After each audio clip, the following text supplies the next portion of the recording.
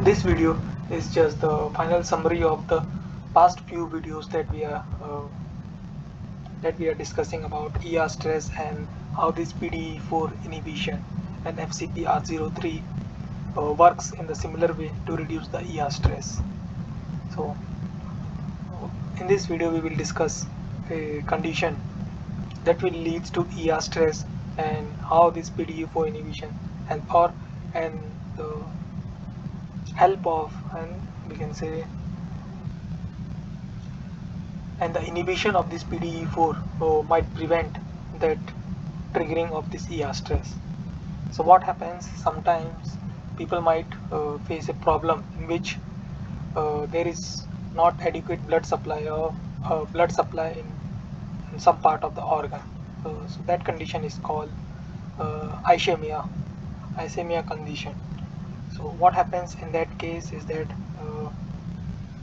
the cells of the organ that observe less blood supply might have less amount of oxygen, and after some time when the blood supply get restored, what happens is that there is a sudden jerk, or there is a sudden increase in the flow of blood in the organ, or in that part of the organ, that might leads to, or that might trigger this reactive ROS, reactive oxygen species, to those cells of the organ. And this is because of ischemia reperfusion, that restoring of the blood restoring of the blood supply is known as ischemia reperfusion. So during that uh, period of time, the cells might exert a ERstress because of the increase in the amount of ROS that observed because of this ischemia reperfusion, or we can say sudden increase in the uh, blood supply from from a condition in which there is a scarcity of blood. So that ROS increased in ROS will trigger the ERstress, and that we have discussed in our previous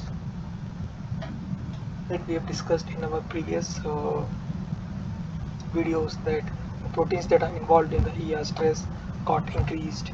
And some of the proteins that we checked is that EIF2 alpha in the phosphorylated condition, GRP78, and that will finally leads to apoptosis. And in order to confirm the apoptosis, we checked the cleaved Cas3 proteins that will trigger, that is the protein that will finally trigger apoptosis. And how this condition can be prevented by inhibiting the PDE4. We have seen that this will lead to increase in the amount of CAMP that will trigger NRF production into the nucleus, and this NRF will bind to the ARE and upregulate the production of hemooxygenase 1, that will reduce the free oxygen, and that will act as a free radical scavenger, and thus neutralize the ROS, and that will finally leads to reduction in the ERstress, uh, that is compared to the condition in which there is no knockdown of PDE4, or we can say cells that observed ischemia reperfusion. And in order to check whether there is any other chemical compound that can work as similar to the PDE4, they have checked this FCPR03. So by the idea that they propose could be, or the application of their paper could be, that during the time of this cerebral ischemia reperfusion, or we can say when restoring the supply of blood to the organ, the patient can be